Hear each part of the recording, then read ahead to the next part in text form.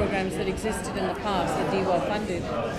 And this is consistent with, this program was pretty much supporting the government's plan to ensure that young people stayed engaged in education and or training to either achieve Year 12 or the equivalent of it. So this program actually works with young people from the ages of 13 to 19 in the same regions, in regions aligned with the Department of Education.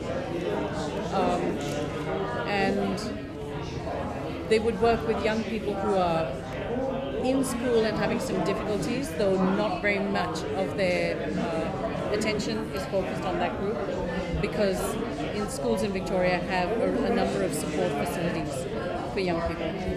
But they spend more of their time working with young people who are either imminently at risk of disengaging from school, community, family, or have recently disengaged within the last 3 months. Or there's the last group, which is the severely disengaged young person who's been out of school or training for at least 3 months. And sometimes it can be a very long time. So what Youth Connections aims to do is provide case management support on the basis of identifying the young person's barriers, to case manage and assist the young person in minimizing and addressing those barriers so that they can re-engage in training or education in the best type of environment for them. Because as you would know, mainstream school doesn't necessarily suit a lot of these young people, and that they would be looking for alternatives in the community. So that's basically what Youth Connections does. They also have a role regionally to ensure that their services reflect the region. So they might, if they have a high number of young people with from the humanitarian cohort, they would be looking at developing responses and strategies to support that group of young people if they're at risk of disengaging. So that's essentially it. They also work quite closely with the Lens in the area and to look at regional gaps and maybe to look at providing or sourcing and developing more alternatives for young people in terms of their training and re-education, return to education pathways. So they kind of work us through youth pathways or workways? How you work as funding? Through funding from DWA. And where do we contact them? The information's on here. Okay. Yep. You just want to take one and pass it on.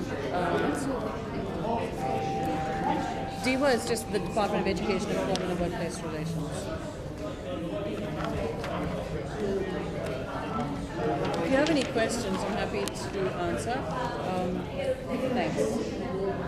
At the bottom, there's a website that tells you how you can get information on your local Youth Connection service.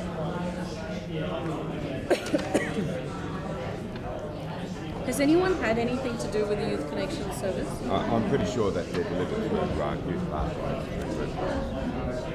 Yes. Yes. Yeah, and they're fantastic.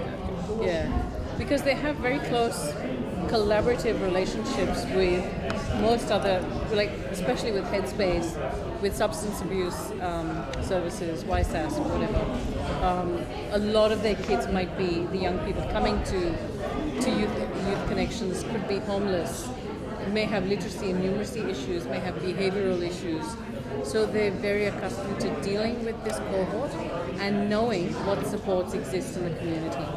So if they don't necessarily provide all the services themselves, they'll walk with the young person to the Headspace, or they might even be co-located.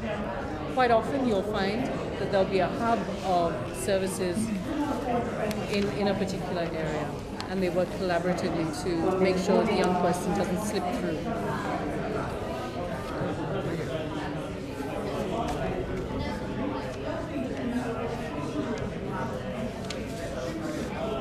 Any other questions?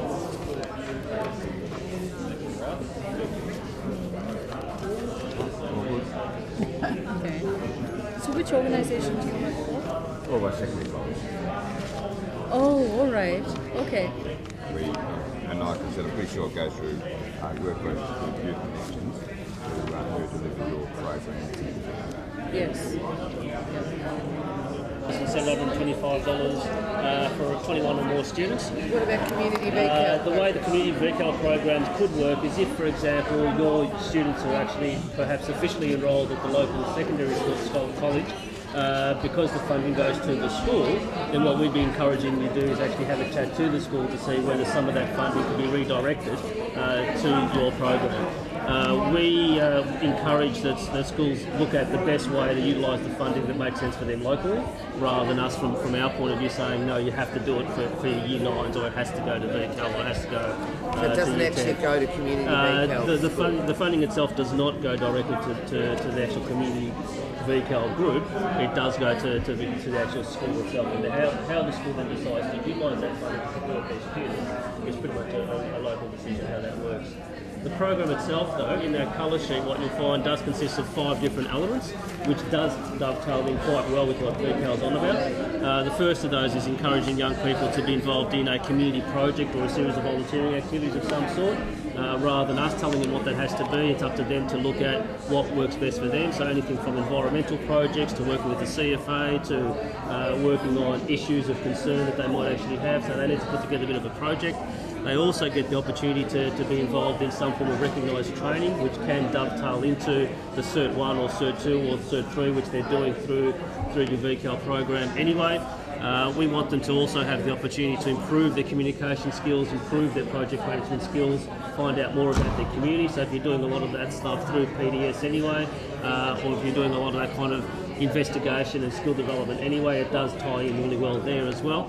So those 3 bits make up the guts of the program. The last 2 elements of Advance is more so how we go about it. Young people involved in decision making is a real key part of Advance. So basically, I guess being the Office for Youth, we'd like to encourage that young people themselves have a say in what they do, who they work with, and the process connected with that. So that's a key part of the Advance program. So schools need to demonstrate how young people will be involved in that. And recognition and celebration is also an important part of Advance as well. So the funding that we provide, what schools can do is actually utilise that funding to complete and to fulfil those 5 elements. And how they go about that really is locally. To assist schools in, I guess, identifying how much young people have been involved in the decision-making process, we've actually borrowed some work that Roger Holdsworth has actually put together, and this is pretty much a bit of a participation survey which we encourage schools, and we'll be encouraging schools to do perhaps as part of their review process, that goes through and actually asks the teachers as well as the students to look at, well, how involved have we been in this project, in this activity. So that might be something that you choose to take away to include as part of your evaluation process if you wish to. But as far as Advance is concerned, some funding provided to government schools to support young people involved in community projects, gain some recognition through certification of some sort, and also improve their communication skills, project management skills, as well as learning about their community, and with enough, we think, flexibility there for schools to run it the way that they think it's going to best support their young people. Questions? You said up to $9,000 something dollars for 21 students. The way it works is it works on a bit of a pro rata basis. The maximum funding that we're able to provide schools for 21 or more students is $9,725 plus GST. So if there's schools that have less than that, then we're working on a bit of a pro rata basis. So if you have half the number of students, you'll get half the number of funding. But if you are outside of a government school setting, I'd be encouraging you to have a chat to the school and seeing whether there's an opportunity to reallocate some. So if they're not using it? If they're not using it, or if they're in the process of evaluating in terms of how can we best use the funding, I'll be having a chat to them. Okay.